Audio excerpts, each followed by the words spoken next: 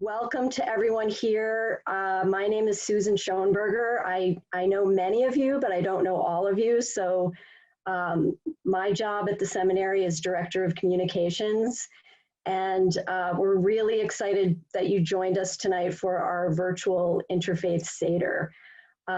This is part of a series of free webinars that we've put together for the month of April.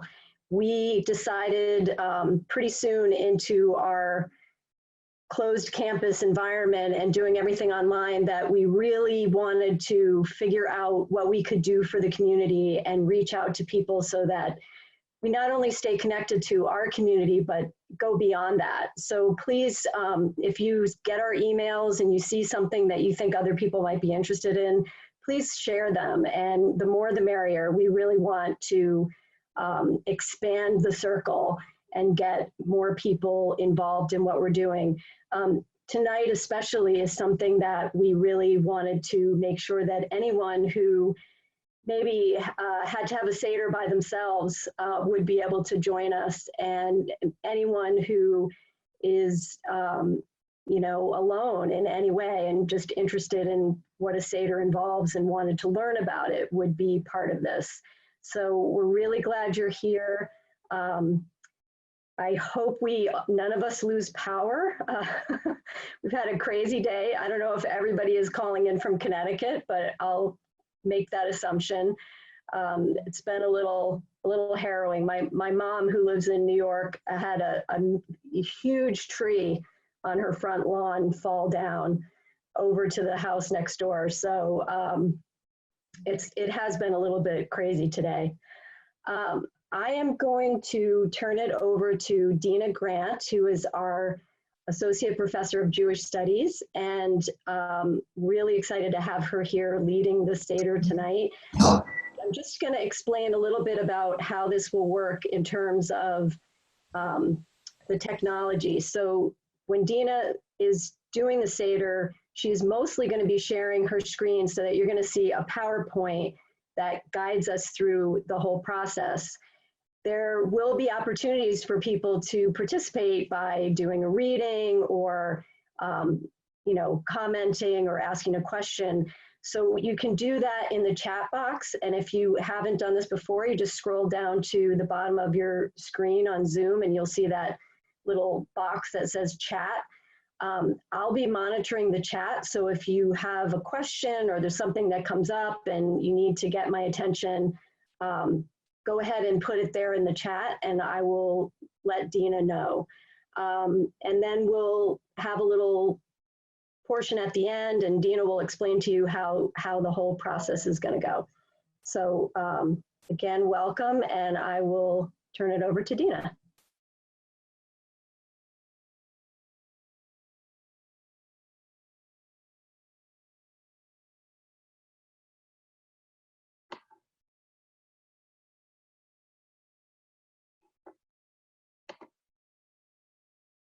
Can everyone hear me? Am I muted? Hear you fine. Great, great. Yeah, you're good. Dina, you're good. I'm good. Okay, wonderful. Hello and welcome. I'm really happy that we can all join together to do this virtual Passover Seder. I'd like to make a few introductory points before we begin, just so you get a sense of the bookend of all of this. My name is Dina Grant. I'm a professor of Jewish Studies at Hartford Seminary.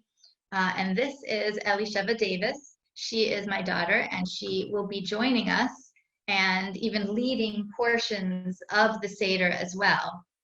A key tenet of Passover is to teach and involve our children.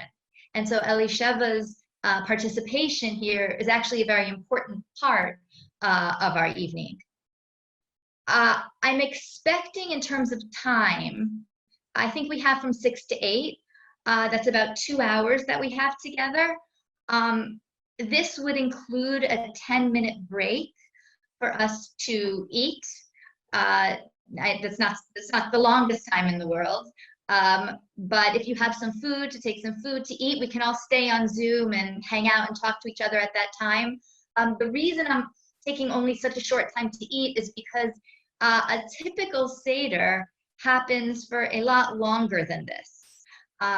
We tend to go to my in-laws' house for Passover, and her Seders clock in at around 5 hours. I took a gamble that you were not up for that. And so, you know, we're gonna limit ours to an hour and a half to 2 hours. But in addition to that, I very much like to link our Seder to the current historical moment. And that is because ritual in part is there to move us. And so I would like our ritual to impact us beyond what happened in the ancient period. And since I'm adding some things to our Passover Seder, what it means is that we will have to take out some things from a traditional Seder. So just be aware, we're not covering the entirety of a Passover Seder. And if you have any questions about what we're missing, feel free to contact me about that. I've asked you to set aside some food items. If you were unable, I mean, it's very hard to get to the supermarket anyway now. Don't worry about it. I will be performing the rituals. You can participate as much or as little as you'd like.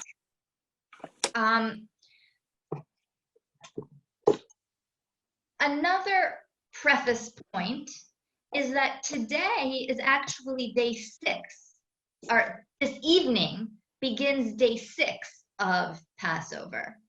Now, the Seder, Passover Seder meal usually takes place on day 1 or day 2. However, day 1 and day 2 are sanctified. And as an Orthodox Jew, I do not use electronics on sanctified days, such as the first 2 days of Passover and Sabbath, for instance. And therefore, I wouldn't be able to participate in this. Luckily, however, we can have our Seder on this Passover evening instead. Finally, before we begin, I just want to remark on what Susan pointed out about Zoom. Comments, questions, and discussions are a very important part of the Passover service.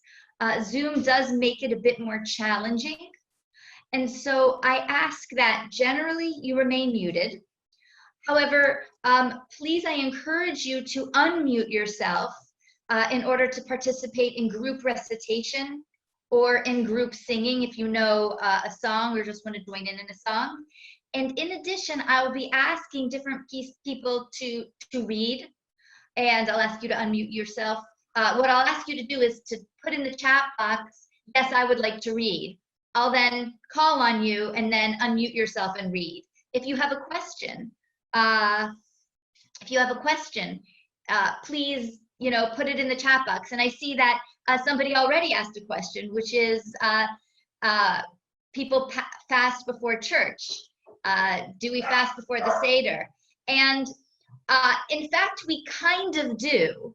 It's not exactly a fast, but we're not allowed to eat bread items, and we're not allowed to eat matzah items right before Passover. So you're left with very little to eat prior to the Passover. So it's not an official fast, but you definitely come into the Passover Seder pretty hungry. And so to begin, Passover is a communal celebration. It is a time when Jews around the world gather to celebrate that long ago we were rescued by God from slavery in Egypt. And with this redemption, we were collectively birthed as a people. And yet, however unimaginable it was to us just a few months ago, this year we cannot join together. We cannot travel to relatives or host friends. Our group here is not meeting at Hartford Seminary, which was our original intention. Instead, we are taking refuge in our own homes while we remain physically distant from our loved ones. Not yet, Alicia. This is not the first time that Jews have celebrated the Passover under duress.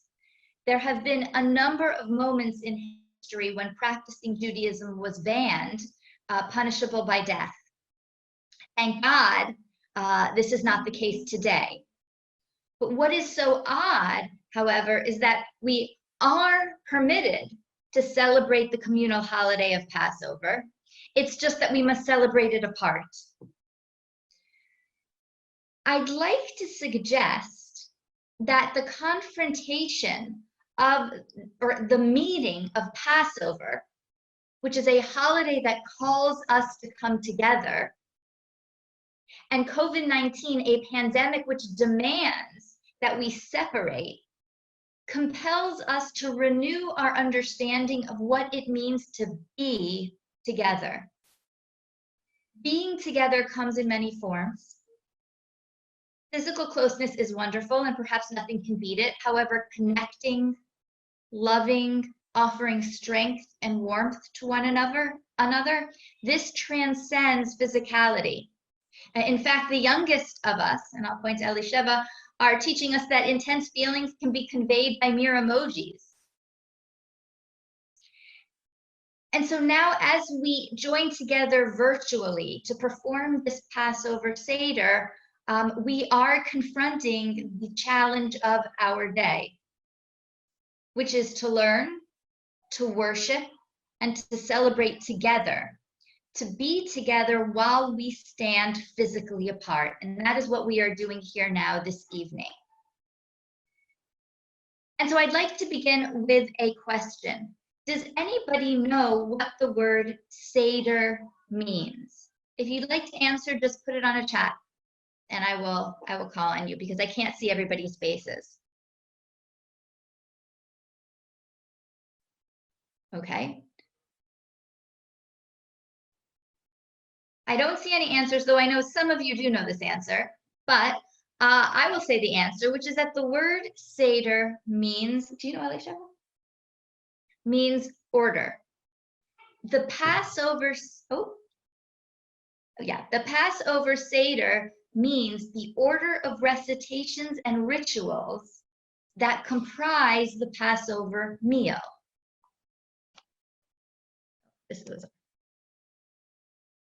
This order is put into writing in the Haggadah. The Haggadah is like an instruction manual. It's a book. It lays out the entire order that is the Seder of recitations and rituals which take place during the Passover meal. The word Haggadah comes from the root nagad, which means to tell. So Haggadah literally means a telling. What are we telling about this evening?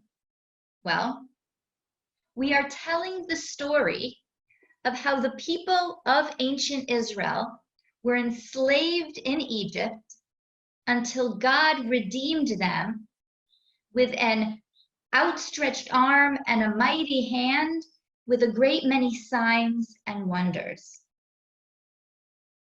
Importantly, though, on Passover night, we are tasked to retell these events as if we are experiencing them ourselves. And thus, on the bottom of the page, I'll read from the Haggadah. In every generation, it is man's duty to regard himself as though he personally had come out of Egypt, which means a Passover Seder is intended as a reenactment, a re-experience of moving from slavery to redemption. And so, in order to reflect the spirit of this Passover Seder, I really must restate differently what we are telling about. And the chat box is suffering. What we're telling about is the story, and notice how I put we in capitalized. We are not telling the story of how the people of Israel were enslaved. This evening, we are telling the story of how we were enslaved in Egypt until God redeemed us with a mighty hand and an outstretched arms and with a great many signs and wonders. I see a question about when was the Haggadah codified? There is no simple answer to that question. The Haggadah has gone through many different iterations, many different versions, starting from pre-medieval period, late antiquity, to the medieval period, and even today the Haggadah is still going through changes. So I'm not sure whether I would even use the word codified for Haggadah. Nonetheless, a traditional Haggadah has a number of very similar points which have existed since the medieval period.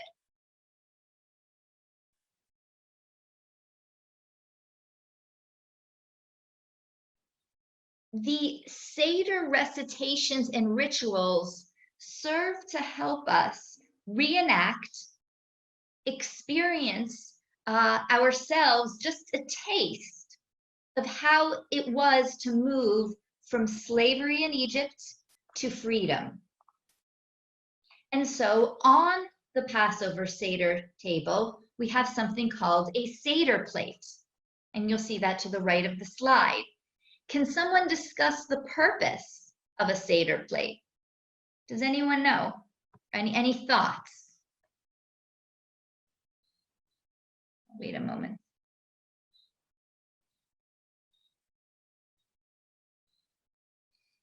There may be a hesitation to answer this question because there is no clear answer. There are many different suggested answers. A Seder plate is filled with a number of edible and partially edible items. I point out the bitter herbs. I don't know how edible that is just to eat it, which we don't actually eat at the Seder meal, but which serve as visual reminders of some of the components of the Seder. I'll point out some of them as they arise.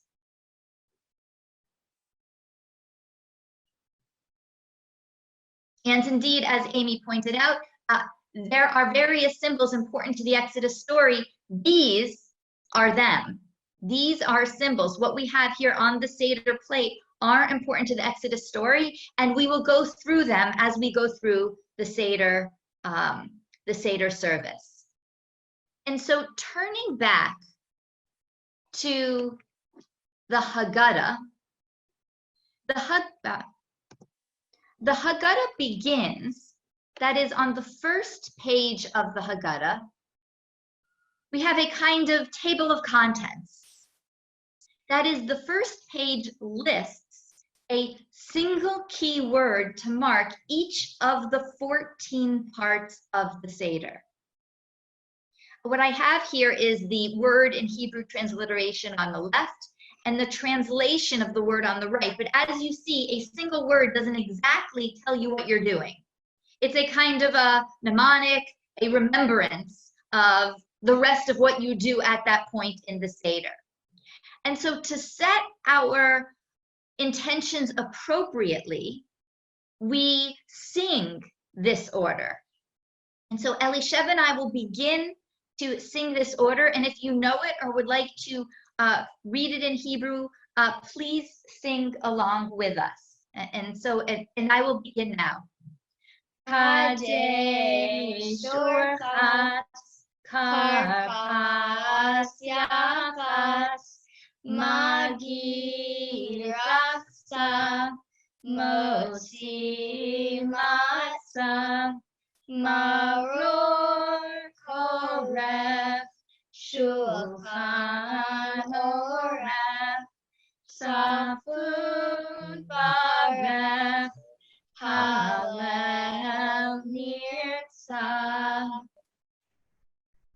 This evening, we will touch on many of these 14 items, though perhaps not every single one. It depends on our timing. And so I'll begin. with number 1, and that is Kadesh. Here's my...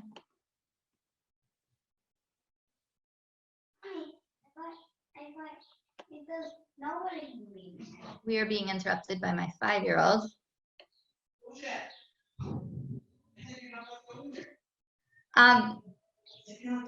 To begin the Passover meal, we must first sanctify it, just as we sanctify other holy meals. For instance, the Sabbath.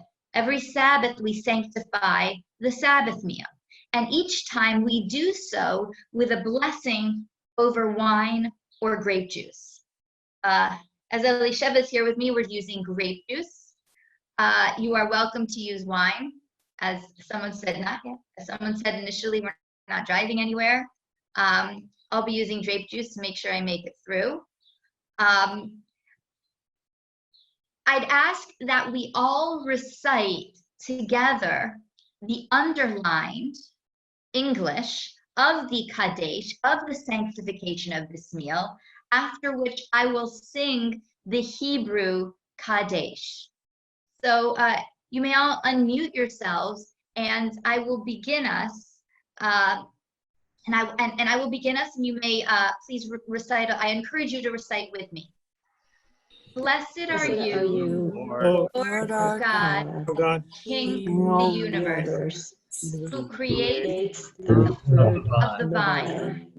You have given us, Lord our God, appointed times for happiness, holidays, Special time. times of joy.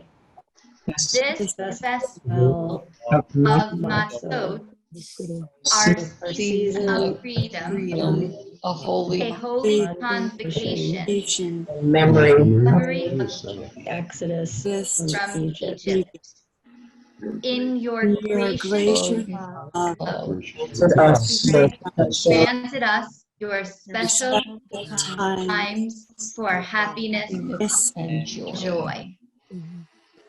And so now I will sing this. And then we can all take our first drink if you have it with you. I have here my cup of wine, and I will sing it, and then we can all drink. Baruch atah Adonai Eloheinu melech haolam, borei peri hagafen. Baruch atah Adonai Eloheinu melech haolam, asher bachar banu mikol ha'am, v'romemanu mikol lashon, v'kidshanu b'mitzvotav. V'titen lanu Adonai Eloheinu b'yahava, moadim l'simcha, chagim uzmanim l'sason, et yom chag hamatzot hazeh, zman cherutenu, mikra kodesh, zecher l'tziat Mitzrayim, ki banu v'charta, ve'otanu kidashta, mikol hamim, moadei kadshecha b'simcha v'sasan hinchaltanu, Baruch atah Adonai mekadesh Yisrael, v'hazmanim, Baruch atah Adonai Eloheinu melech haolam, shehechianu, v'kiyamanu, v'higianu, lazman hazeh. And now we can all drink. Of course.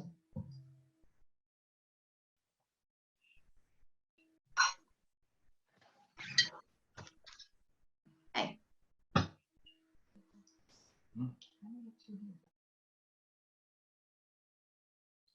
Next up on the Seder, on the order as delineated in the Haggadah, is Orchatz, washing the hands. This is a ritual of washing the hands. Typically, Jews wash their hands ritually only before eating bread. However, tonight, we're about to wash our hands before we eat vegetables. Why is this the case? Does anybody have any suggestions? Does anybody know? Any thoughts? And again, all of my questions to some extent are trick questions because there is no one right answer. The rabbis and the commentaries have variety of answers. Amy suggested no time to break bread in Egypt. That is an answer, but that's not has to do with the washing. Any other thoughts? One suggestion, and as I said, there's no certain 100% answer, but one suggestion that has been offered is that the rabbis enjoined this washing so that we can be as if we were priests in the temple of Jerusalem. And Brett, I see that you remarked on purification, and indeed that we purify ourselves as if we were priests in the temple. Priests in the temple were required to ritually purify themselves before they touched all food items, lest they transfer any impurity into the temple. Tonight, as we are engaging in a reenactment and re-experience, we are all priests seeking sanctification. As a concession, though, to the fact that this is not traditional Jewish practice to wash hands without a blessing, to wash hands for vegetables, the rabbis say, don't make a blessing, because this is somewhat of a concession to traditional practice. And therefore, for those of you who can and who would like to, I'd ask that you go wash your hands. Now, what we do is we wash our hands ritually. We have a cup and we pour it over our hands into a bowl. So I'll do it for Elisheva first. I'll do it 3 on her hands.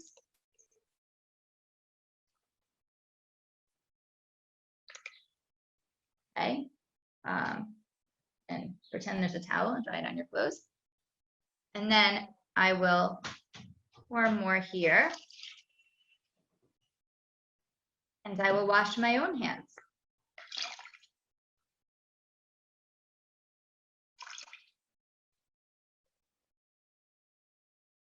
And yet for traditional Jews, it would have felt very uncomfortable, I have to admit, to wash our hands ritually without saying a blessing. And yet we do this.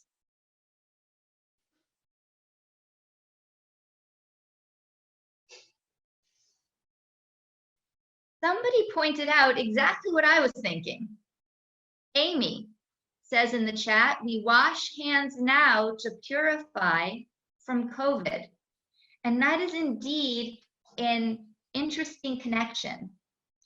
There's a famous rabbinic saying, which is that there are 70 faces to the Torah, to Jewish tradition. This means that, as I've been alluding to, there is never just one answer within Judaism, but rather there are infinite number of lenses through which to find an answer. And the priestly answer is just one. Amy's point was brought up by actually a member of the Rabbinical Assembly in modern period within the week, who pointed out that washing indeed resonates deeply with this moment. We can all now relate to our need to wash our hands regularly. These days we use all these tactics to keep our hands under the water, singing happy birthday twice, or whatever it is we do. The washing of urchas may then remind us that this seemingly onerous task on our daily basis of having to wash is something holy, as it was for the priests during the time of the temple. By washing our hands, we are taking care of ourselves, preventing ourselves from becoming sick, while we are also caring for others whom we might otherwise infect. So that is a nice modern reason for the orchatz. There is a question about why 3 times for each hand. And I must say, some people do 2 times for each hand. There are different traditions. My sense is that it is tradition. And while there are probably a number of suggested answers, I wouldn't feel confident to say that I know for sure. But it is a really good question.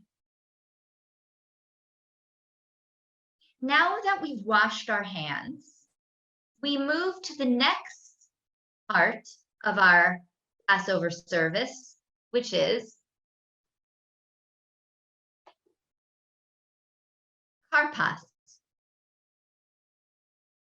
Karpas means a vegetable that we eat after we wash our hands.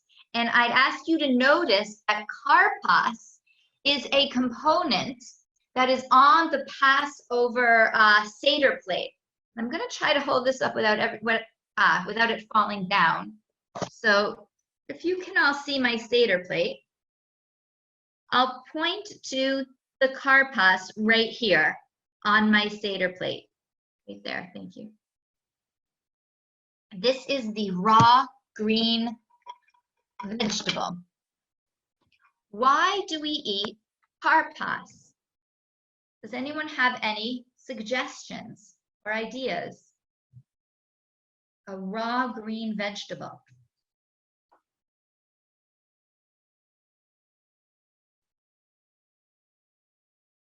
Spring, yes, yes. Spring is the prominent answer. Passover takes place in the spring indeed. And karpas is to remind us of the hope that springs upon us during spring. And thus spring is the season of hope for those who are free. And during this Passover Seder, we are both experiencing freedom and slavery kind of at the same time. Beth suggested easy to pack. I'm not sure if that is a joke, but yeah, easy to pack too.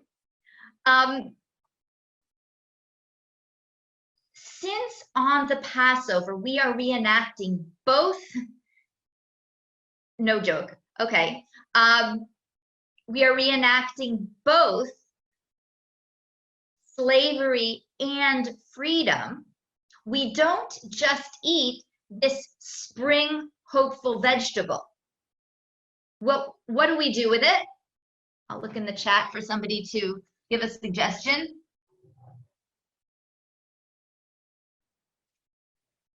Exactly, Erica. And you can see here, we dip it in the salt water. Why do we dip it in the salt water? Suggestions. Any suggestions on the chat? Yes, BJ. BJ suggested, and Michael, tears. The salt water represents the tears. Whose tears?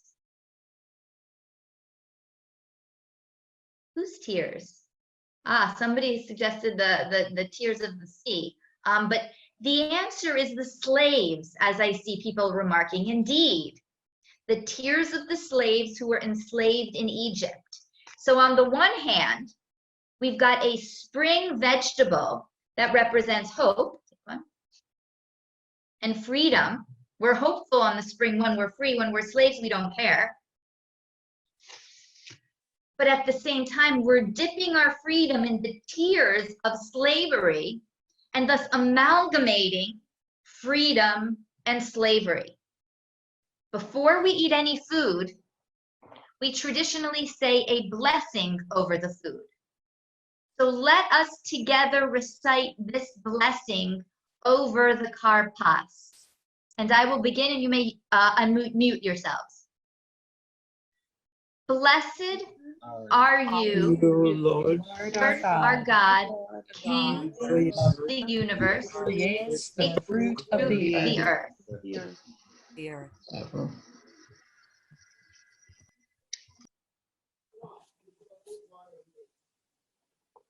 It was my only time I can get her to eat vegetables.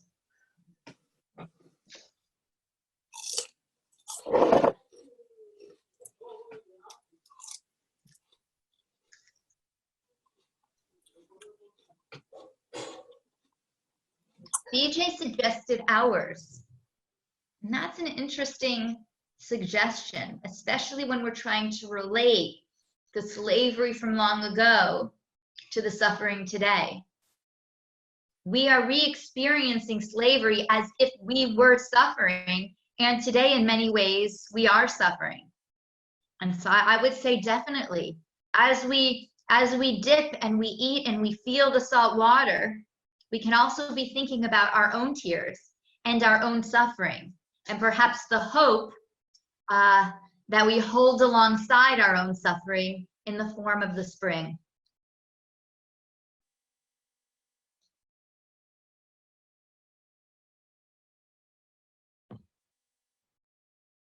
Following the karpas comes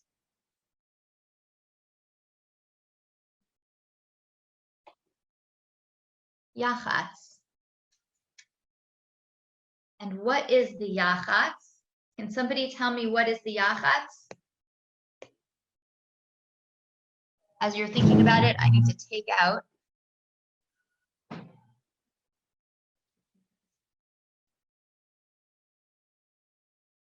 yes, it is the breaking of the bread, and specifically the breaking of the middle matzah. I have on my table, and I will move this down so you can see. Can you all see that? Okay, I have on my table a matzah plate, and what it's covered is 3 different matzahs. Matzah is referred to as the bread of poverty or poor man's bread.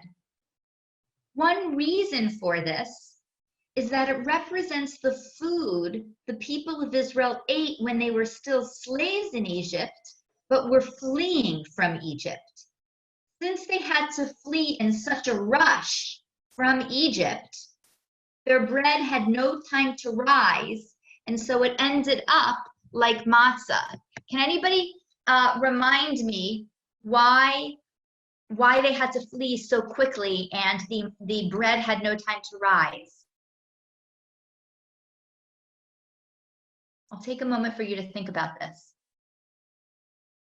This has to do with the Exodus story, and I know some of you have been in my class.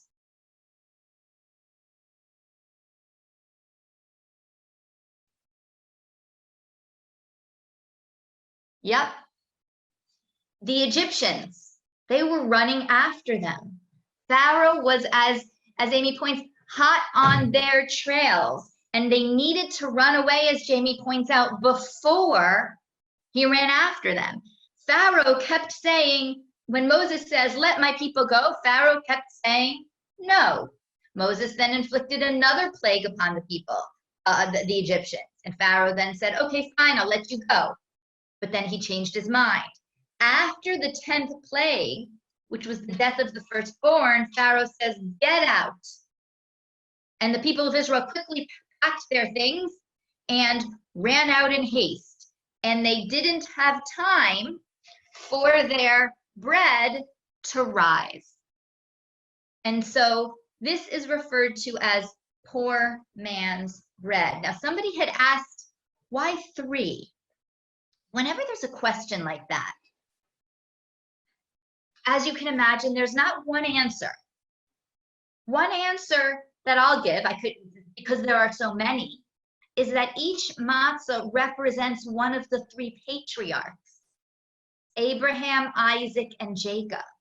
And thus, the story of Egypt brings us back to God's original promise to the patriarchs, to Abraham, Isaac, and Jacob, which was, "I promise you, forefathers, you patriarchs, that eventually your children will inherit the promised land. They will be enslaved, but then they will inherit the promised land. And so by eating this matzah, we are remembering the original promise of God. During Yachatz, we break the middle matzah.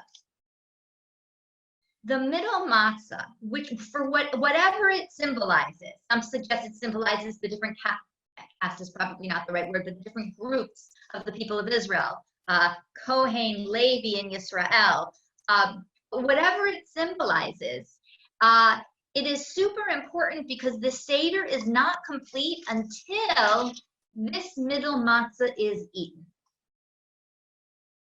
What happens during Yachatz? Elisheva, would you like to break it? And anyone who has a matzah, or somebody said they have saltines or crackers, let's break it so you can hear the sounds of the breaking. Break it into two parts. Why do we break it? Does anybody have a suggestion of why we break the middle matzah? Could you get it? Breaking from bondage.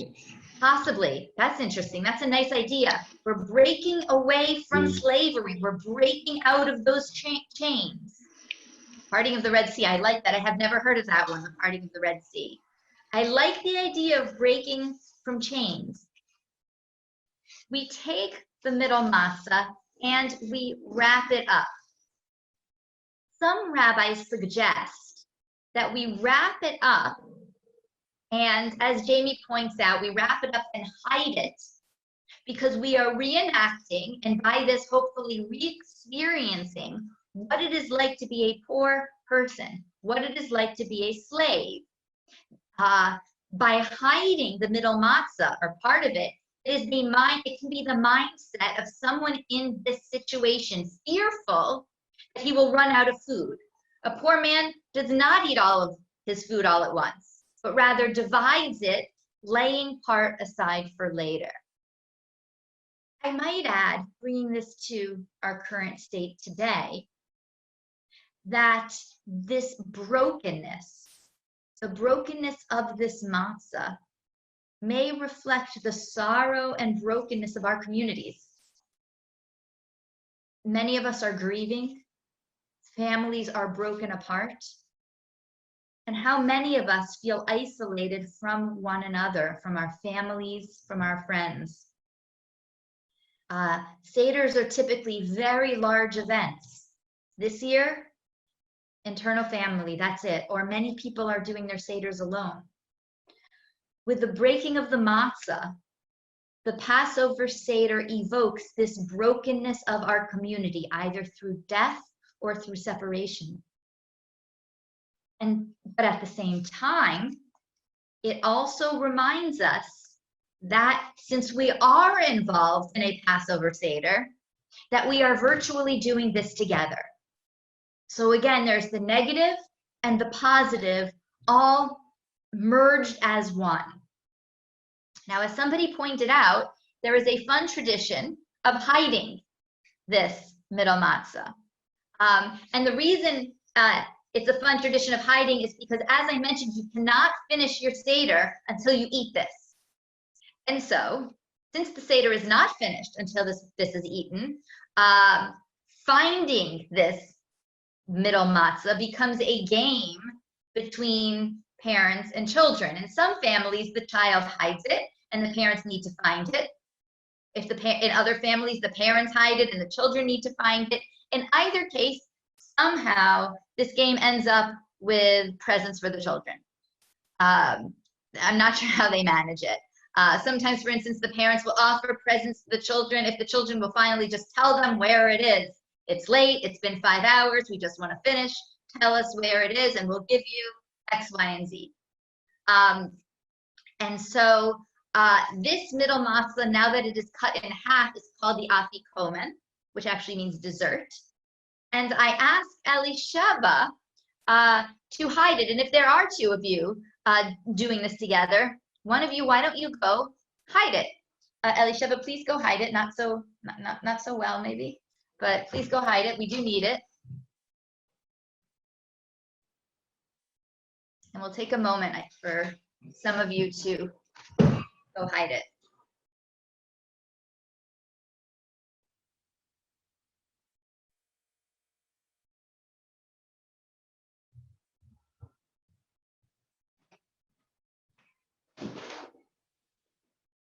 after breaking the middle matzah, we turn to the next part of our table of contents of our Seder that was enumerated at the beginning of the Haggadah, and that is Magid. Magid, you might recognize the word Magid from Haggadah. They come from the same root, which is Nagad, which is to tell. And this is the portion of the Seder where we actually retell the Passover story almost from beginning to end, from where the people of Israel moved from slavery to freedom. Instead of me telling the story, I thought we would have a short video, a song. This is a kind of fun, maybe campy video made by a young, very well-known, very recent young Jewish singing group called the Maccabees, if you've heard them. If you've taken a class with me, you may have heard them. And they tend to sing about the Jewish holidays. So I'm going to try to make this link work for all of us. And somebody put your hand down if it's not working.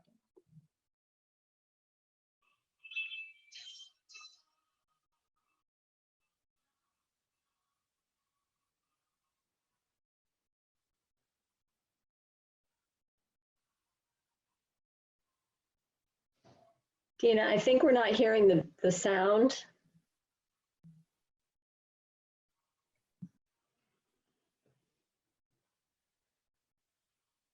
Yeah, we're not hearing the sound. Dina.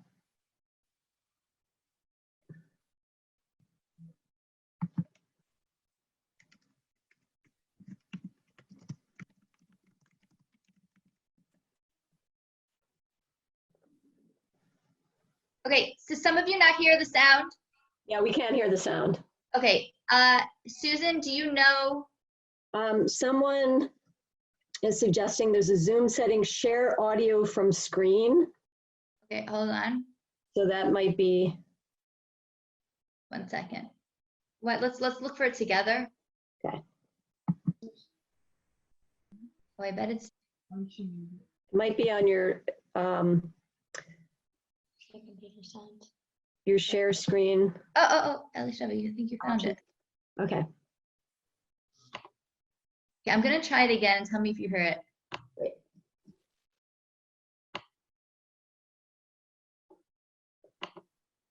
Bum, bum, Do you hear it? bum, bum, bum, bum, bum, bum, bum,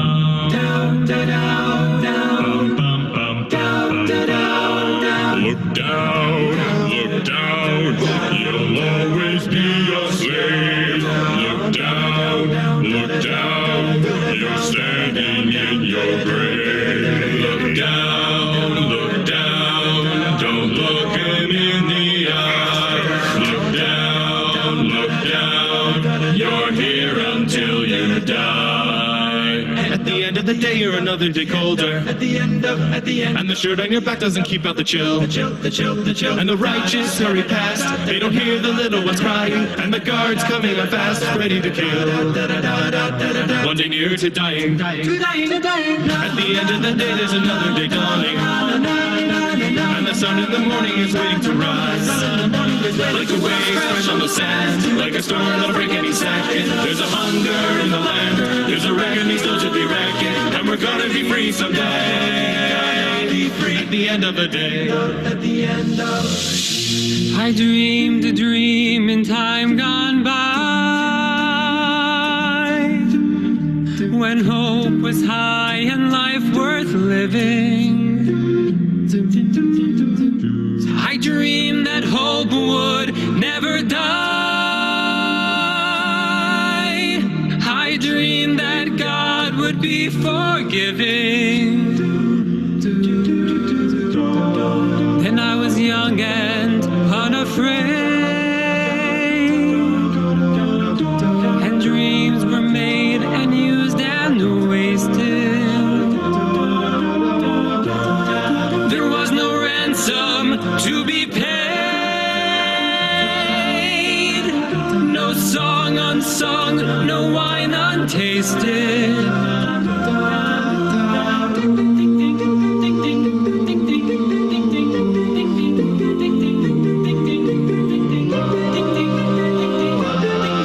Who am I? Can I condemn these men to slavery? Pretend I do not feel their agony. These innocent who bear my face, who go to judgment in my place, who am I? Can I conceal myself forevermore? Pretend I'm not the man I was before. And must my name until I die be no more than an alibi? Must I lie? How can I ever face my fellow man? How can I ever face myself again? My soul belongs to God, I know. I made that bargain long ago. He gave me hope when hope was gone. He gave me strength to journey on. Watch them run amok, catch them as they fall. Never know your luck till there's a free-for-all. Here's a little nip, there's a little touch. Most of them are brothers, so they won't miss much. Monday to a new beginning. Raise the flag of freedom high. Every man will be a king. There's a new world for the winning. There's a new world to be won. Do you hear the people sing? Tomorrow will be far away. Tomorrow is the judgment day. Tomorrow we'll discover what our God in heaven has in store. One more dawn, one more day, one day more. Do you hear the people singing the song of angry men? It is the music of a people who will not be slaves again. For the wretched of the earth, there is a flame that never dies. Even the darkest night will end and the sun will rise. They will live again in freedom in the garden of the Lord. They will walk behind the plowshare. They will put away the sword. The chain will be broken and all men will have their reward. Will you join in our crusade? Who will be strong and stand with me? Somewhere beyond the barricade, is there a world you long to see? Do you hear the people sing? Say, do you hear the distant drums? It is the future that they bring when tomorrow comes. Will you join in our crusade? Who will be strong and stand with me? Somewhere beyond the barricade, is there a world you long to see? Do you hear the people sing? Say, do you hear the distant drums? It is the future that they bring when tomorrow comes.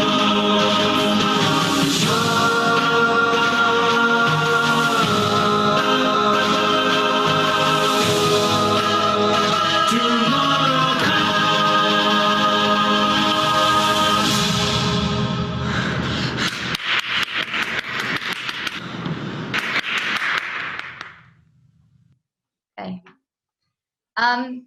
So hopefully you enjoyed that Les Mis summary of the Magid, one might say. And now we'll move to the traditional Magid liturgies. And, whoops, didn't mean to do that. The first song, or the first recitation in Magid, is referred to as Halach Ma'anya by the first words, behold the bread of affliction. I would like us all to read this together, the underlined, and then for those of us who know it, we can sing it in Hebrew. And I'll begin, and I'd like us all to recite it together. Anyone who is famished should come and eat. Anyone who is in need should come and partake the Pesach sacrifice. And now I'll sing just the first three words, last words of the song, as it traditionally goes. Halach ma'anya diachalu avatana bi'ara Mitzrayim. Halach ma'anya diachalu avatana bi'ara Mitzrayim.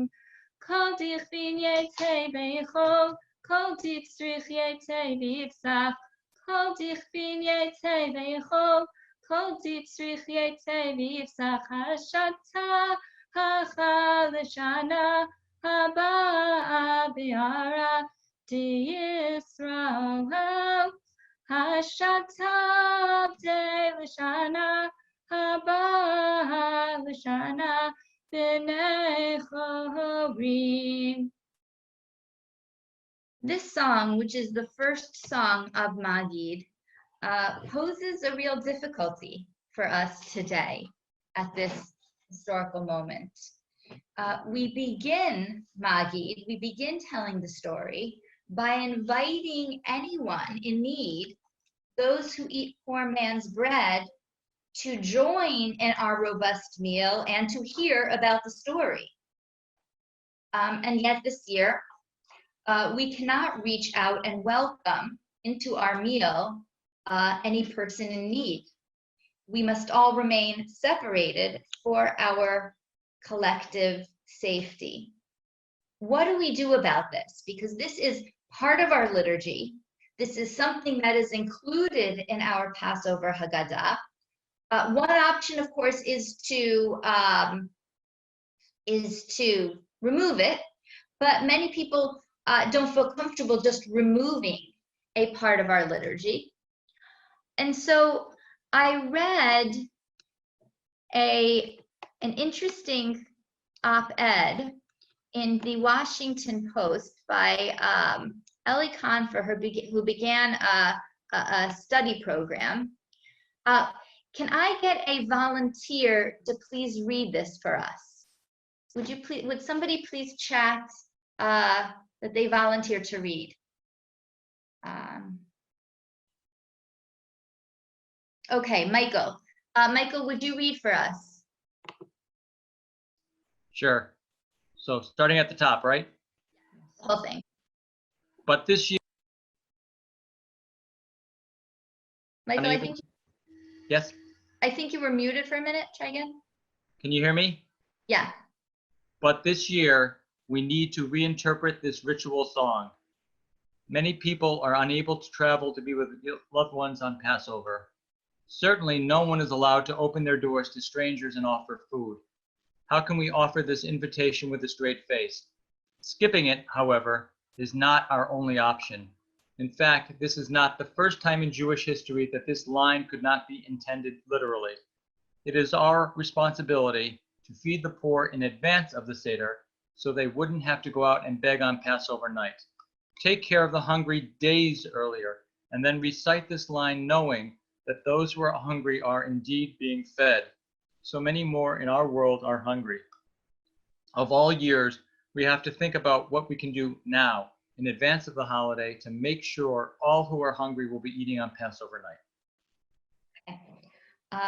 So I think this is a very nice way to think about how to reuse an ancient liturgy. I don't know if anyone has another thought about this, and I welcome any further comments about this issue.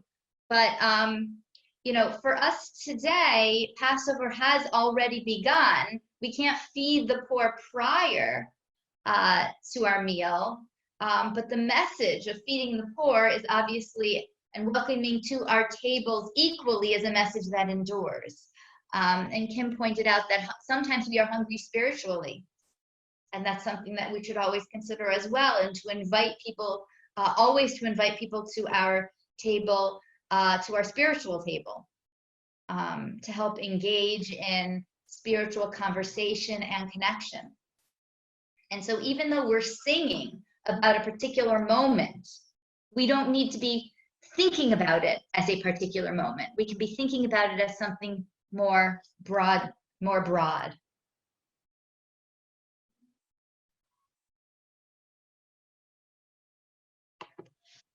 Following halach manya comes what might be very well known to people, which is ma'nishtana, the ma'nishtana.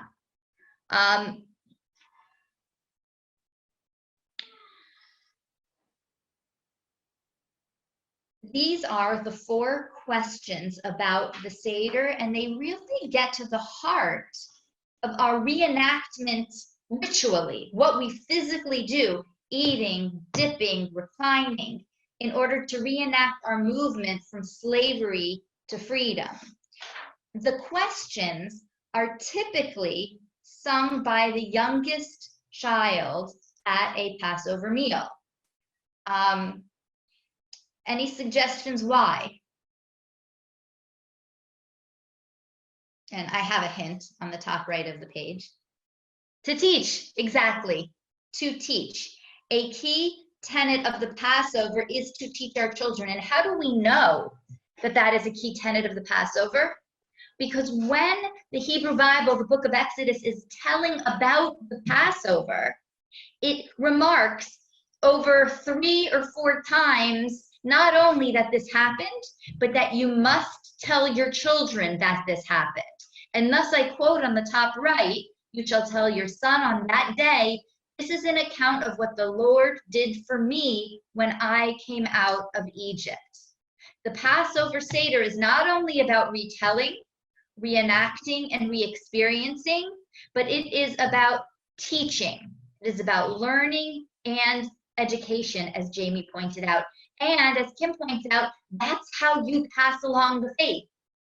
By joining an experience together, by doing these things together, by breaking the matzah together, by eating, by hiding it, by making a game out of hiding it, by dipping and talking about why you're dipping.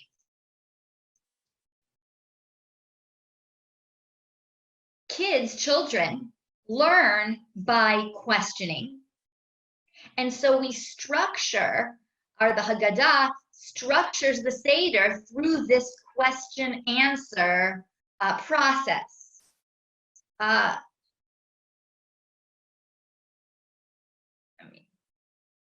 Would someone offer to read this in English, these questions in English? And please put on chat if you're open to please reading these in English. And Kim, okay, Kim, would you please read these 4 questions? Just waiting. I got to minimize your screen here so I can see all of the questions. What differentiates this night from all other nights? On all other nights, we eat shemetz and matzah. Did I say it correctly? So the word is chametz, and chametz means any bread item. Okay, chametz and matzah. This night, only matzah. On all other nights, we eat other vegetables. Tonight, only maror, correctly spelled, said? Yeah, and maror, by the way, means bitter herbs. Okay. On all other nights, we don't dip our food. Even one time tonight, we dip twice. On all other nights, we eat either sitting or reclining. Tonight, we all recline. Now, talking for a moment about each of the questions, we talked about why we eat matzah on the Passover, which is that it's poor man's bread. It's poor man's bread, and we are re-experiencing what it was like to be slaves. The second question about eating maror, and I will now bring my Seder plate over again so that you can see the maror.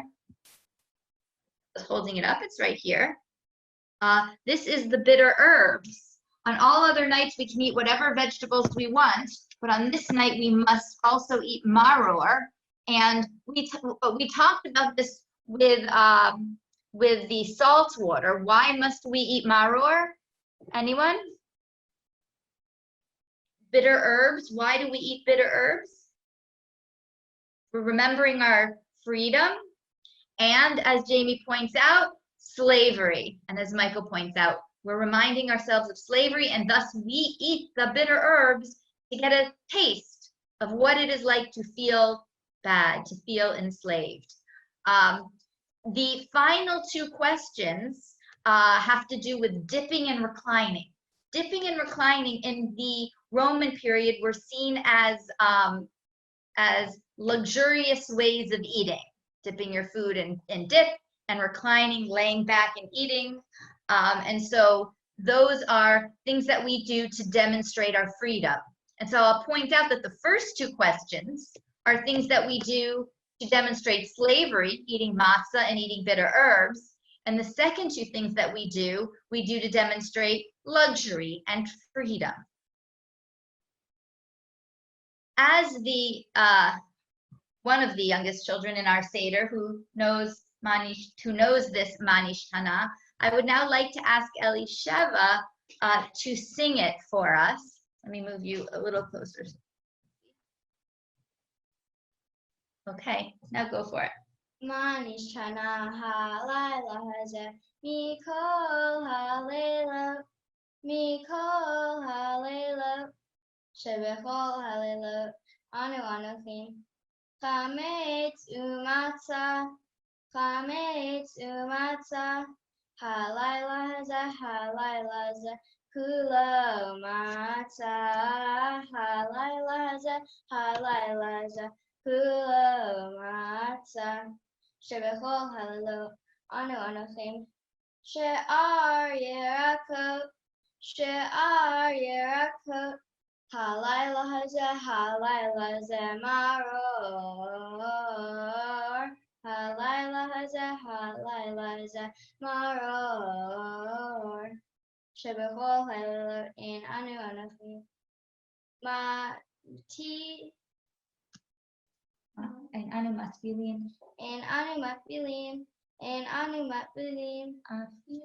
Afilu pa'am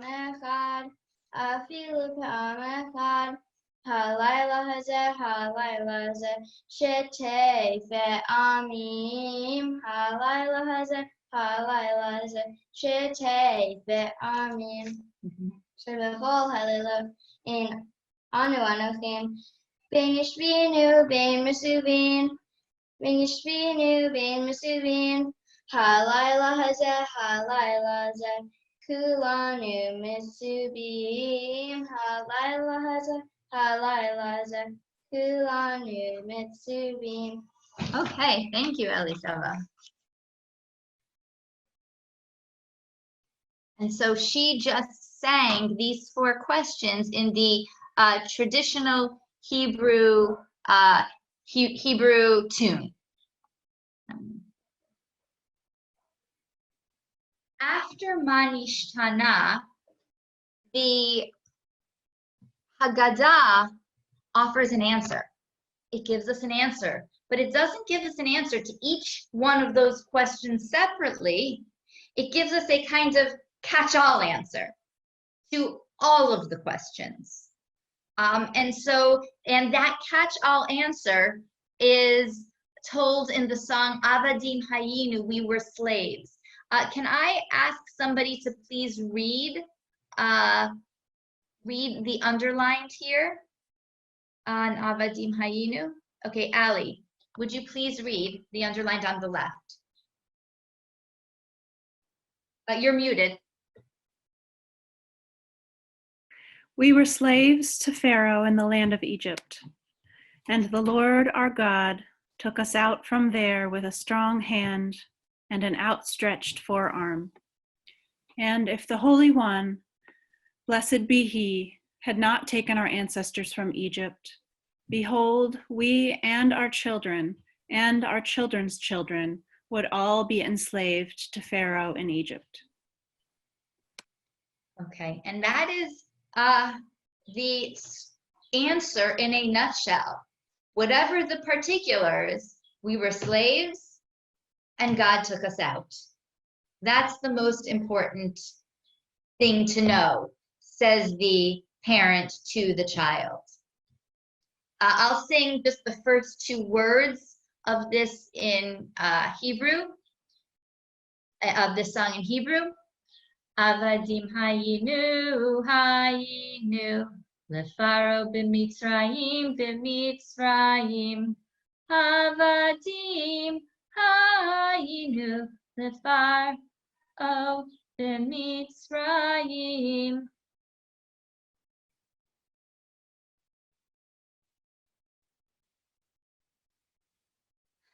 The Passover Seder is all about reminding us that we were slaves and that God redeemed us. But as I've been mentioning, it's important to relate this ancient period to our current difficult situation. And so how might we use this teaching here today, or this teaching that we're learning tonight, and apply it to our current difficult situation? I read something written by the American Jewish Committee about such this question, relating to the Manishana, the 4 questions, and relating it to our current pandemic. And it's a slightly different answer than what was offered by the Washington Post article. Would somebody please offer to read this for us?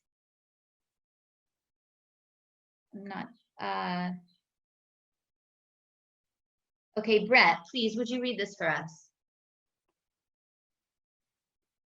Passover prayer in the age of coronavirus from the American Jewish Committee.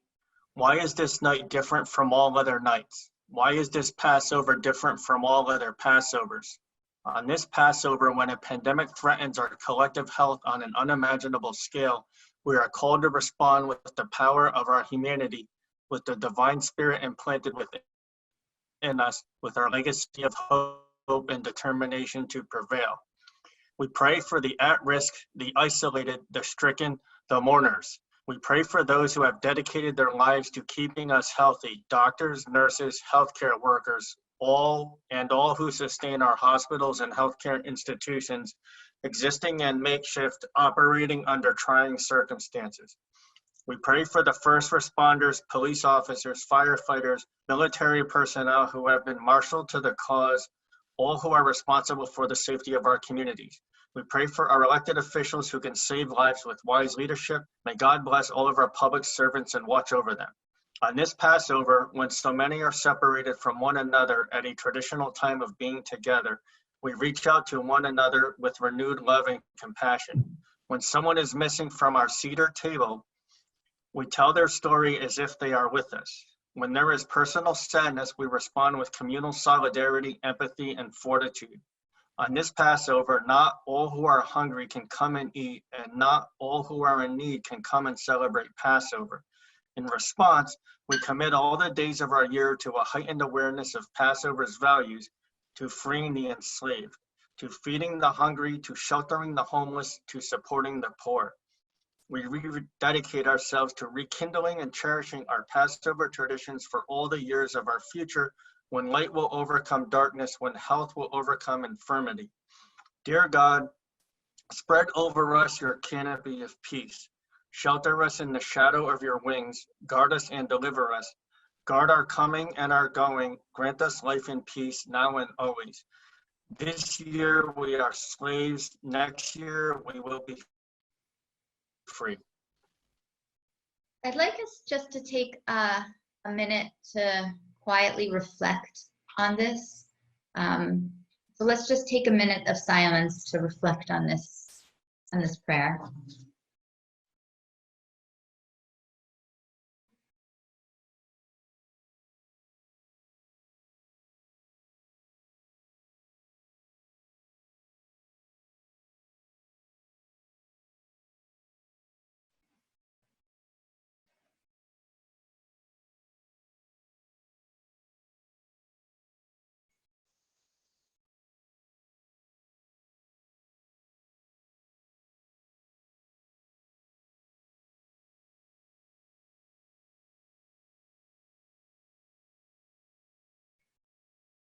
Okay.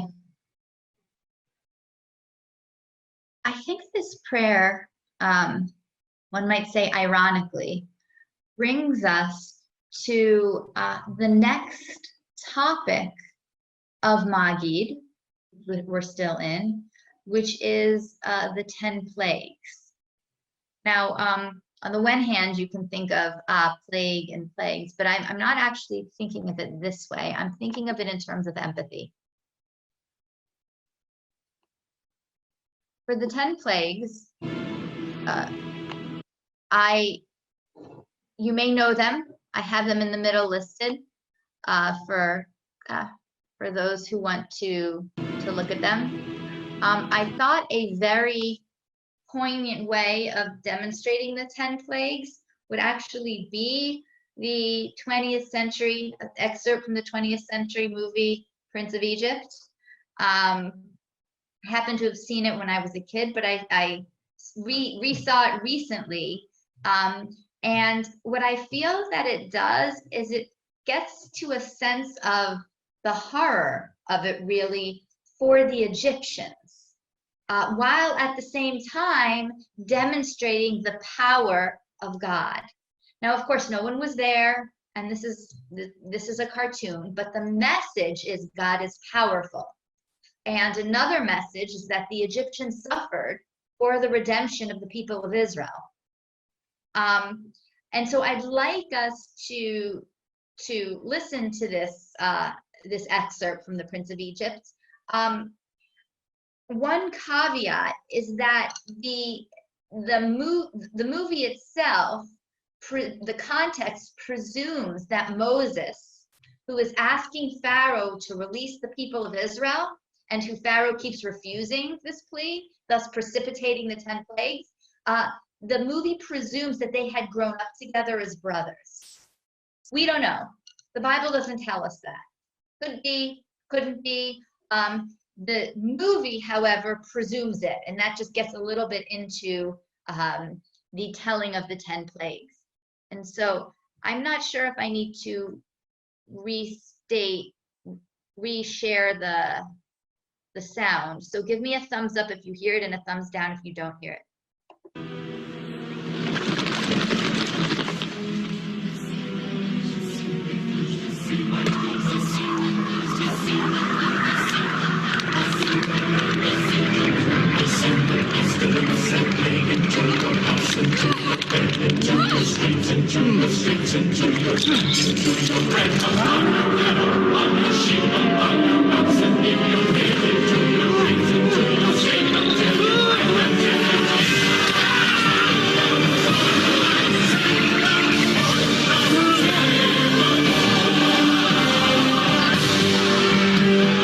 Once I called you brother, once I thought the chance to make you laugh was all I ever wanted.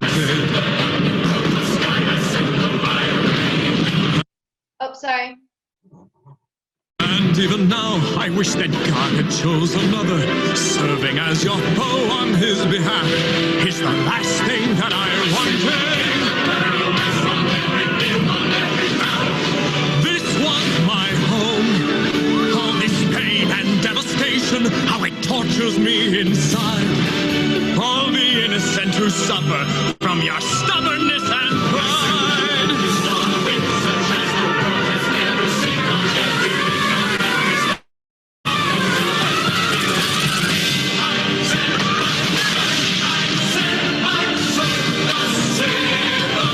I called brother, why must you call down another blow? Let my people go, thus saith the Lord.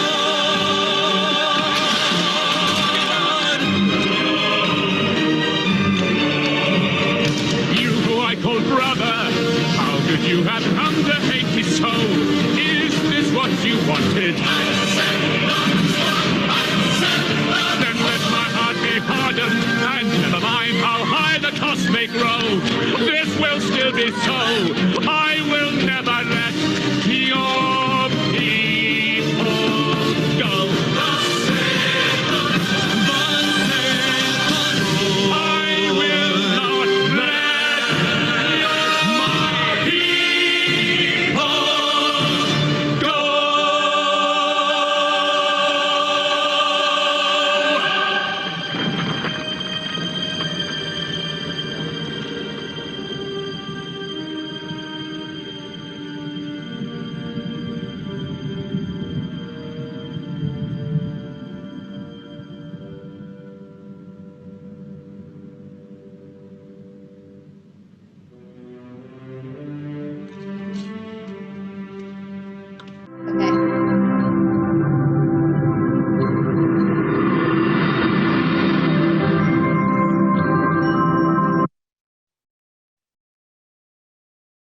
Okay. So that goes through a number of the 10 plagues. As you see the, it's starting again. Hold on. As you see the suffering that the people went through and the scariness of the whole thing that it could have been, in light of the suffering of the Egyptians, there is a practice to take our second cup of wine and to remove some of our wine for each plague that the Egyptians underwent. We don't remove enough wine so as to express ungratefulness for our redemption, but we do remove some wine, reflect a sense that other people suffered for our rescue.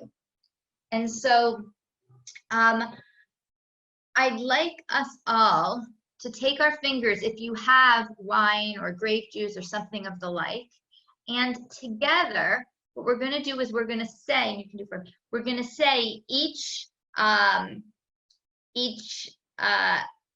plague, the name, it's all written in the middle, and then take some finger and put it on your plate nearby. Okay, and Elisha will demonstrate as we do it. And so we're gonna begin. Okay, blood, slowly. Frogs, gnats, flies, livestock, boils, hail, locust, darkness, firstborn.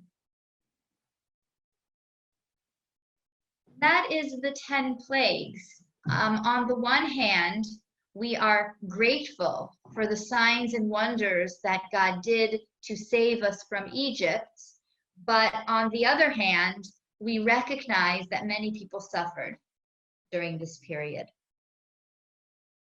There is one final part of Magid, which is a particularly important part of Magid, and that is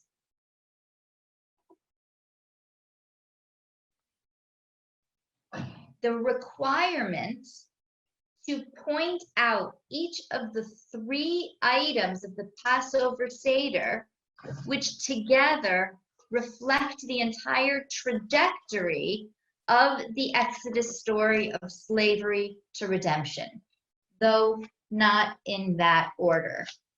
And so we'll begin with Pesach. What we have on our Seder plate is a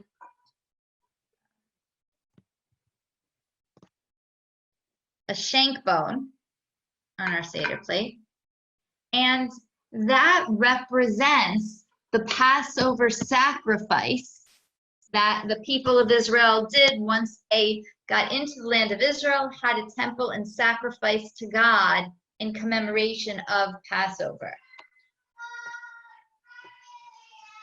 I would like somebody to please, I would like somebody to please offer to read as I point to the shank bone, because that's an important part of this, as I point to the shank bone to read about the Pesach.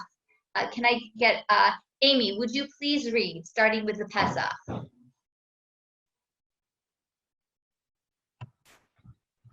The Pesach sacrifice that our ancestors were accustomed to eating when the temple existed, for the sake of what was it? For the sake to commemorate that the Holy One, blessed be He, passed over the homes of our ancestors in Egypt, as it is stated, Exodus 12:27. And you shall say, it is the Passover sacrifice to the Lord, for that He passed over the homes of the children of Israel in Egypt, when He smote the Egyptians, and our homes He saved. And the people bowed the head and bowed. Okay, so that gives both the ancient practice in Egypt and then what happened later. And that is the reason we have the shank bone. Now let's move. Would somebody please volunteer to read about the matzah?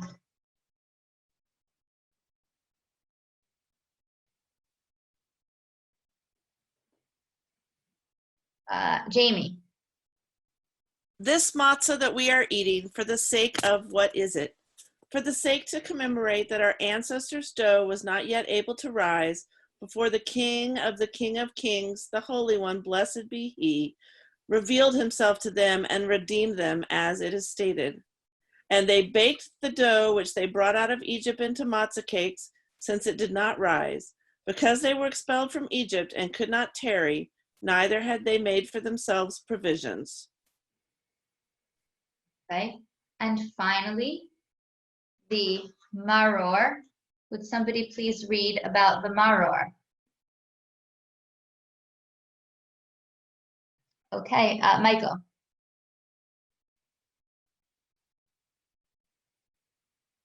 This maror, bitter greens, that we are eating for the sake of what is it? For the sake to commemorate that the Egyptians embittered the lives of our ancestors in Egypt, as it is stated in Exodus 1:14. And they made their lives bitter with hard service in mortar and in brick and in all manner of service in the field, in all their service wherein they made them serve with rigor. Okay. At this point, we are ready to eat. Traditionally, as I mentioned, we wash our hands and make a blessing over our bread before we eat, and then we go eat. So what we're going to do is I'm going to wash my hands, say the blessings, and then I invite you to take a 10-minute break. I know that it's 7:30. I will be done by 8. So we're mostly done. We're just taking a 10-minute break. The eating, unfortunately, comes toward the end of the service. So I'm going to wash my hands, and this time with the blessing. And first I say the blessing for washing my hands. Blessed are you, Lord, our God, King of the universe, who has sanctified us with his commandments and has commanded us on washing the hands.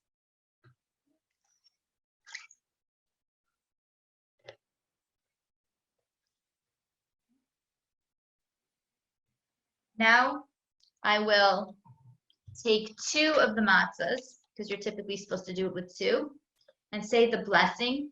Blessed are you, Lord, our God, King of the universe, who brings forth bread from the ground. Blessed are you, Lord, our God, King of the universe, who has sanctified us with his commandments and has commanded us on the eating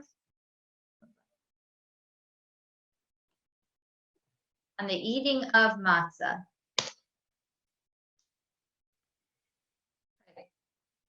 We're going to take our break. I'm going to stop sharing my screen so that you can hang out. We will be done by 8 o'clock. Just take 10 minutes.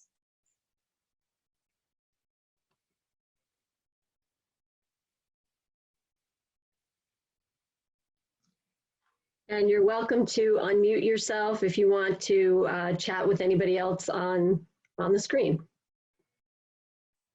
I really like the eating part.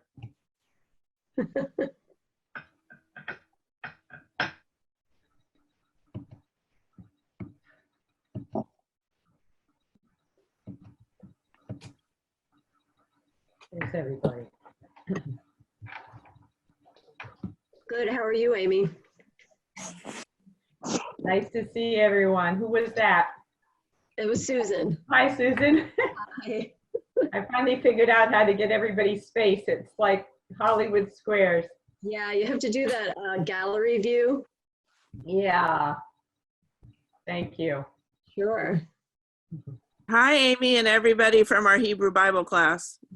Hi.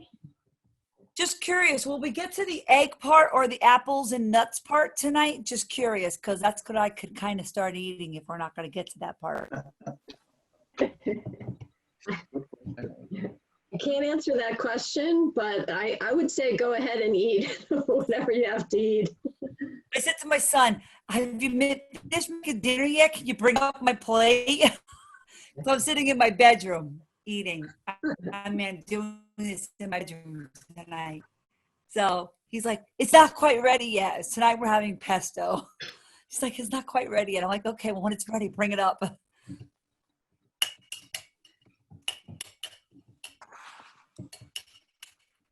Now, I live in a very, in New Haven, in a very high Jewish population in New Haven. And I'm like, okay, who can I ask next year to be at their house for the Seder? Because I really want to go. See if they'll let this Catholic in. Be ready to spend 5 hours. That's all right. I don't mind. Because I'm going to be honest with you. We had a neighbor that lived right next door, and not that I've ever been in their house, but the windows are open in the summer and in spring and whatnot. And I have to say, the Jewish faith is quite beautiful. The singing, because the windows would be open, on Sabbath. And on a couple of occasions, I was like the Shabbat choir, however they say it. She's like, forgot to unplug the light bulb in the refrigerator. Will you come in and unscrew it for me? And I'm like, I got you.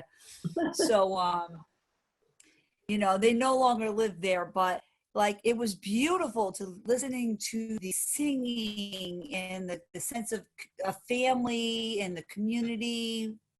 There's a lot. There's a synagogue right in the neighborhood. There's a lot of walking. We have the wire, the whole 9 yards. It's just an amazing sense of faith, for their families and for their community. We don't necessarily see that so much in the Catholic faith. We see, and when they were singing, I actually thought a little bit of the Greek Orthodox faith, which I don't think you're allowed to be a Greek Orthodox unless like you marry into the Greek Orthodox family or something. But it's just a sense of connectedness we sometimes lose, I think.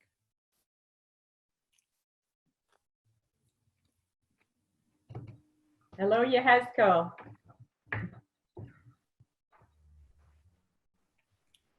You're muted. Yehezkel, you're muted. Shalom. Hi. I just typed you a private message thanking you and celebrating your wonderful teaching style, including the videos. And what a lovely opportunity to meet and to hear Elisheva chant the 4 questions. Kol hakavod, Elisheva. Yishar kochech. Yishar kochech. Moadim l'simcha to all of you. Thanks. I'm going to have to sign off here, but Shalom. Shalom. Thanks to all of you. For joining. Shalom aleichem. Alechem shalom. Blessings. Bye-bye. Bye, Amy. And Ida and Susan and all the others I don't yet know. And Ruth. Hi, Ruth. Bye.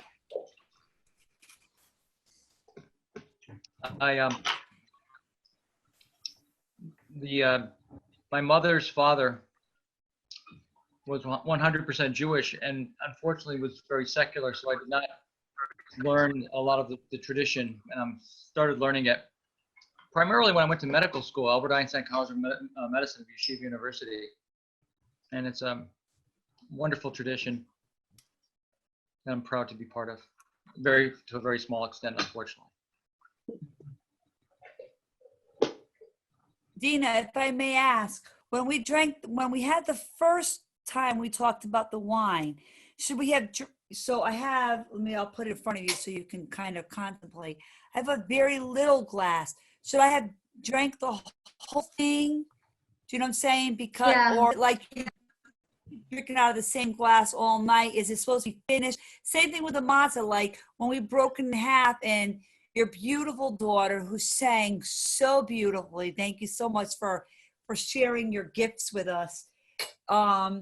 Should we have eaten the whole other half of the matzah at that point? Should we have tried to consume it, or should we have, I'm not really sure like how much of it we should have finished. It's a great question. So the rabbis of the Talmud, that is the rabbis of oral tradition from the 300s to the 800s argued about this. How much exactly must you eat? And the general, what people came to is most of the cup actually should be eaten, which is why a lot of times people try to get smaller cups. Or I know my dad puts ice in his cup. It can't be too small, but you are supposed to eat most of it.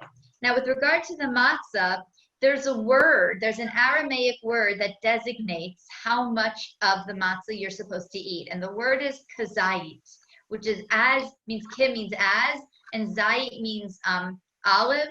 So as an olive, but the density of the big one. And so there are a lot of different opinions. I would say that my family is particularly traditional. Well, my husband's side of the family is particularly traditional. And so whenever we're supposed to eat matzah, they'll eat about this much. Quite a lot. And because a number of rabbis indicate that a kazait is, I think, 2/3 of a full square of matzah.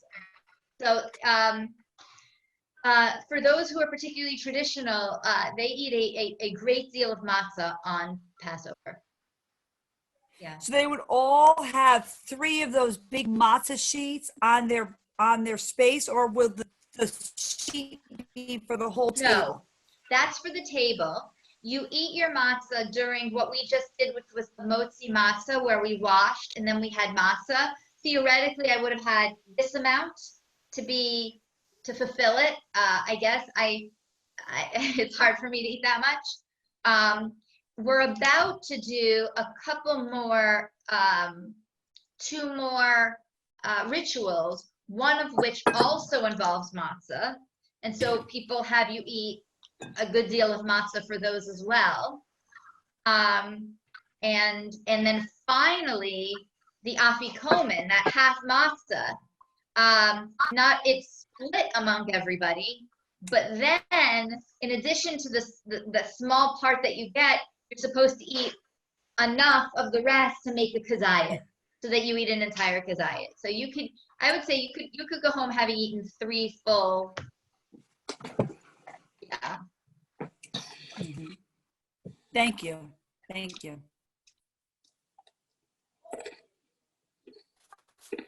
Okay. Susan, how's our time doing? 7:40.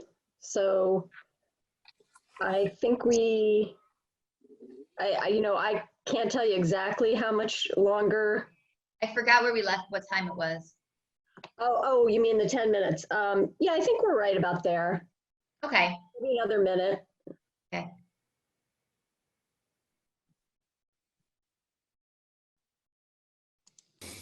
So do I get points? I'm actually having brisket, so. You're eating a real meal. Yeah. Definitely points. Double points. Wow. It's real good.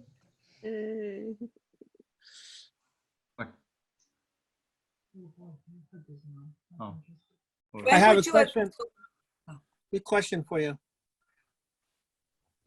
Can you hear me? Yeah. Yep. Okay. Sometimes I've used I think it's a kosher wine made from pure grapes. Can you use that, or just it had to be grape juice? No. Preferable kosher wine. Kosher wine is preferable. Because I wanted to use that. I have that in the house and I use it for mass.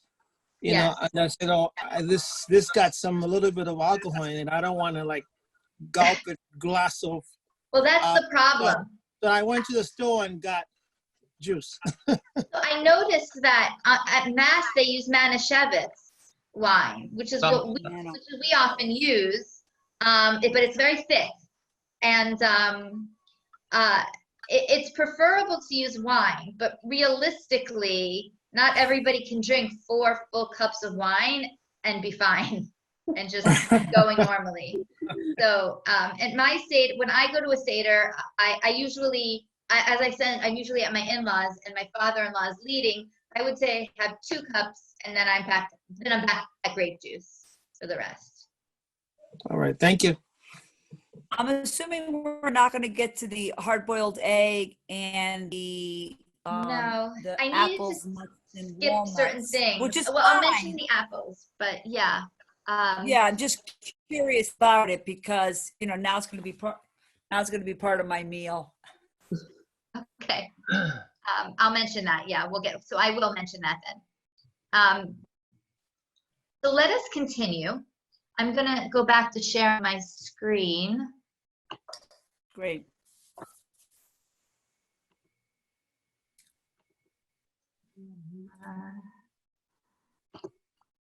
Wait, no, from Share from current slide. It's really hard to see them all.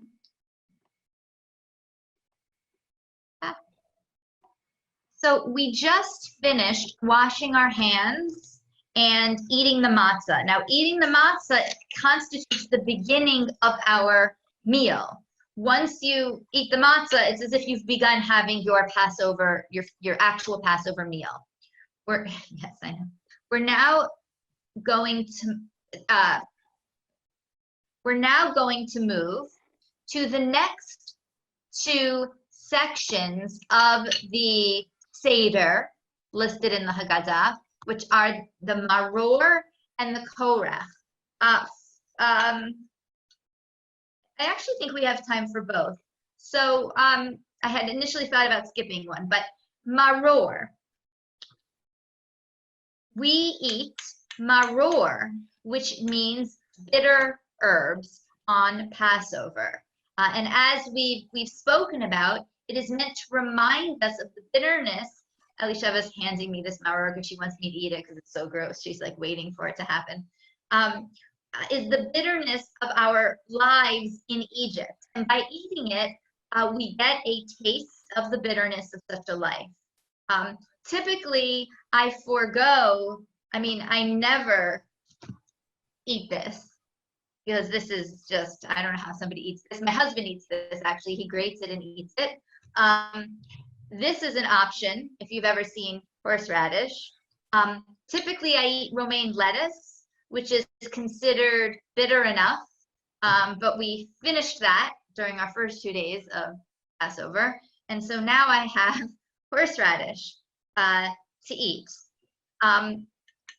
We typically eat after we say our blessings. So I will say it in Hebrew, then, and if you have any bitter herbs, feel free to eat your bitter herbs. And now I'll mention, because I'm not using romaine lettuce, I forget. I mentioned, Kim mentioned what's called charoset, which is this apple sweet dish. Many people mix their bitter herbs with this sweet dish simply to make it not so bitter. So I'll try that. And I will recite it in Hebrew, and then I would prefer that we all together recite it in English, and then we will all eat if we have it. And so in Hebrew, on the left, Baruch atah Adonai Eloheinu melech haolam asher kidshanu b'mitzvotav v'tzivanu al achilat maror. Now let us all say it together in English. Blessed are you, Lord our our God, God, King, has sanctified us with his commandments, commanded and us has our presented us Unheated of maror.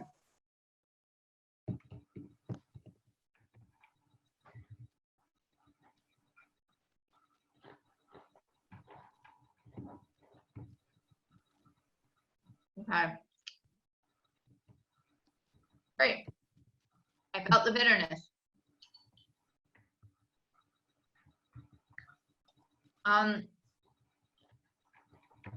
Following the eating of the maror is something called the korech. This is a very odd practice, and no one's exactly sure why it's included in the Haggadah. But since it is, we do it. Would somebody please read the English on the bottom of the right, which is Oh, and so David asked the question, is this a prayer from the Bible or it's tradition? And the answer is blessings are not from the Bible. They are liturgically written by the rabbis. However, the rabbis derive that blessings over food are a requirement. So we know from the Bible that blessing over food is a requirement. The rabbis write the liturgy of just what that sounds like to address that question. And so would somebody please read the bottom of the right for Korach? Can I get a volunteer? I will if no one else does. Okay, Michael, please. So over in memory of the temple, according to Hillel, this is what Hillel would do when the temple existed. He would wrap the matzah and maror and eat them together in order to fulfill what is stated, Exodus 12:15. You should eat it upon matzos and marorim. Okay, so everything that we do comes somehow from the Bible. That is typically the Pentateuch. In the Pentateuch in Exodus 12, it says you should eat it upon matzot and marorim. The it refers to the Paschal lamb. It refers to that which is being symbolized here with the shank bone, the sacrifice the Jews offered yearly when observing the Passover holiday, and the similar sacrifice that the ancient Israelites ate as they were leaving Egypt. And it says in the Torah, it says in the Bible, you've got to eat that with matzot and maror. And so Hillel, a great rabbi who lived during the time of Jesus, said that, well, you've got to find a way to eat it all together. And the way to eat it all together is to create a sandwich, which is referred to now as the Hillel sandwich. And so what we do is we take a matzah, doesn't have to be particularly large. We take our maror, we put it on our matzah, and then, so as to not feel so bad, we take our apple sweet dish called the charoset and put it therein. And as I'm doing this, I want to mention the charoset, this sweet dish, is also meant to symbolize the mortar that the Israelites used to build the buildings and the pyramids. And so we are eating the sandwich, and really all the portions of the sandwich are kind of negative. They're kind of about the enslavement. We put it together as a sandwich and we eat it. We've already said the blessing, if you recall, motzi matzah. We've said that blessing. So we just go ahead and eat, and I will do that.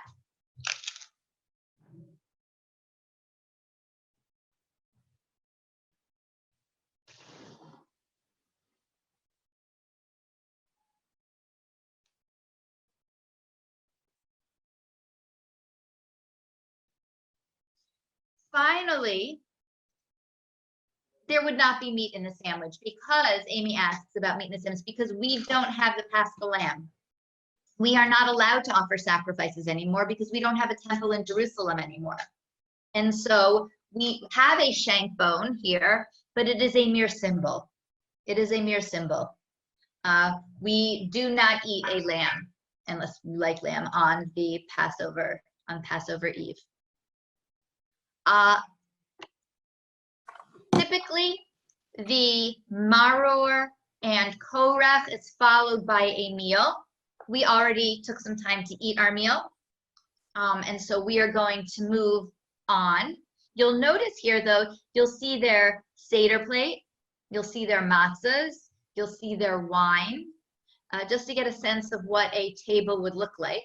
And you'll see the fact that there are a lot of place settings because this is usually a family and friend event where many people join together.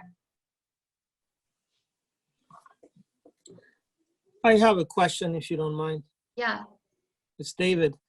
When is the sacrificing of the lamb takes place for you guys? Does it still happen now, or is it before this Passover meal, or is it something that they don't do anymore or practice anymore?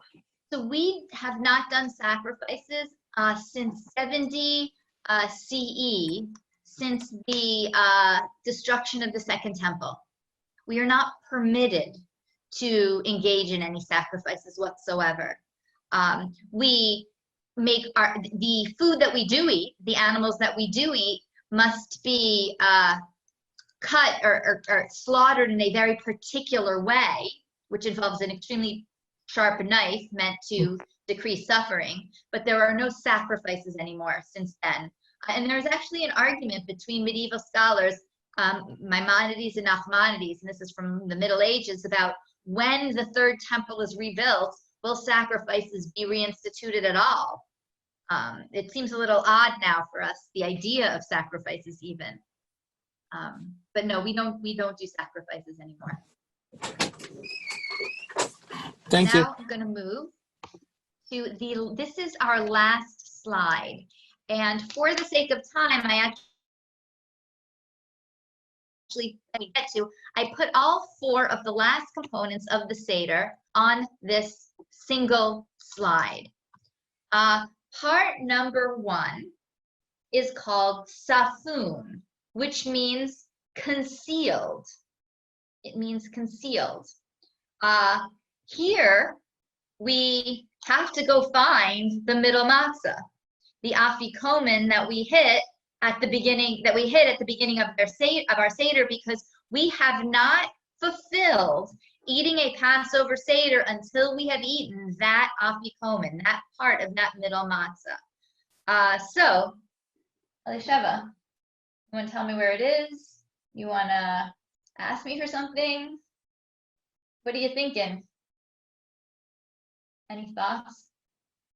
You're going to just tell me right away. Everybody's waiting. Nobody can leave until you decide whether to tell me where it is. I'll tell you where it is. Thank you. Why don't you just go get it?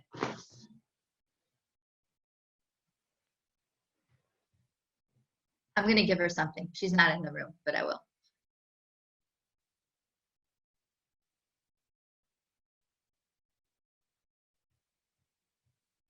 It's in the cabinet. Oh, good hiding. Okay, here it is. I've got my afikomen, and if you hit it and play around, find it. Before I eat it, I have to explain why I'm eating it and why it is so important. So if everyone would please recite with me together now.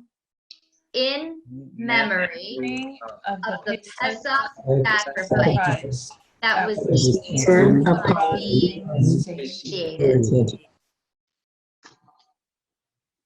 You'll notice in the picture, there's an actual Paschal sacrifice there on the table.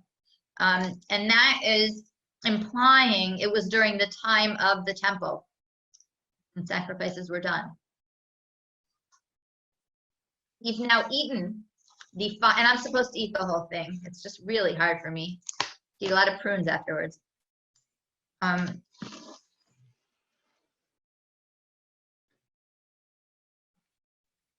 the tzafun, we come to barech, which means bless. And bless means grace after meals. Whenever we have a meal, every single day of the year, we must grace after meals. We must say a grace after meals. And this is no different.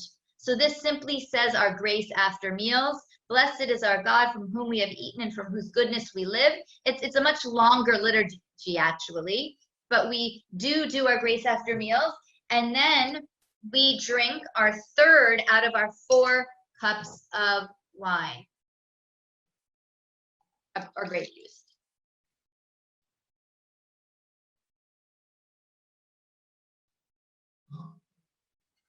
Grace after meals is followed by Hallel. Hallel is a list of praises of God. It probably would be about 5 or 6 pages in a Haggadah. We're not going to recite all of those praises, but I have the first line of many of those praises to give us a sense of what they're conveying. So if we might recite this together. Thank the Lord, since he is good, since His kindness is forever. And at this point, we actually fill up our glasses again and drink our fourth cup of wine. I'm sorry to interrupt. Sorry. It sounds Psalmodic. Sounds what? Yes, yes. Oh, it is from the Psalms. Many of the Hallel prayers are Psalms, indeed, like the 190s in that period of the Psalms. And if you, yeah, it is a Psalm. I'm not sure which one I took from. And we are praising God that we really got to the end of this, that we were able to have a Passover Seder. We were able to have a Passover Seder in safety, that we moved from slavery and now we are free. And so for all of this, and we just had a meal, for all of this, we praise God for his goodness. Once we praise God, we get to the final part of our Seder, which is called Nirtzach. Nirtzach means accepted. It is a kind of hope that God has accepted our worship, accepted our liturgies, accepted our Passover celebration. And we sing a number of songs during Nirtzach. The most famous song that we sing is, and me and Elisheva will say it in English together. Next year, let us be in the built Jerusalem. And then we sing it. Okay, do you know the song? And so we're going to sing it. If anyone knows it, you may feel happy to sing along. You ready? L'shana haba, l'shana haba, l'shana haba, Yerushalayim, l'shana haba, l'shana haba, l'shana haba, Yerushalayim, shana haba, Yerushalayim ha'pnuyah, shana haba, Yerushalayim ha'pnuyah. Now, this is a happy moment because we finished the Seder, and in singing that we will have the built Jerusalem, what we're really singing for is the Messianic age, when everyone will come together in peace come together in peace in the year to come. I'd like to make one more comment that I've heard recently about Nirtzach, which relates to our moment today. Yearly, we sing about the Messianic age. Next year, we hope, not just that we'll move to Israel or anything, but that we will be in the rebuilt Messianic age of Jerusalem. We might be able to add something a bit different this year. Typically, we say L'shana haba'ah, for the next year, B'Yerushalayim, in Jerusalem. Perhaps this year we could sing L'shana haba'ah, in the next year, B'yachad, together. L'shana haba b'yachad. Next year, may we be together. And so we pray, as we conclude, that next year and that the years thereafter we can celebrate our religious traditions, such as this one, as a common people, worshiping our God in our many variety of ways. And so I'd like to thank you for joining me and Elisheva tonight as we did our Passover Seder. It was really important for all of you to be here because this really is a communal event. And it's really important to be doing it with other people and with other people who are interested and who are involved. So again, I want to thank you for your participation, and you are welcome to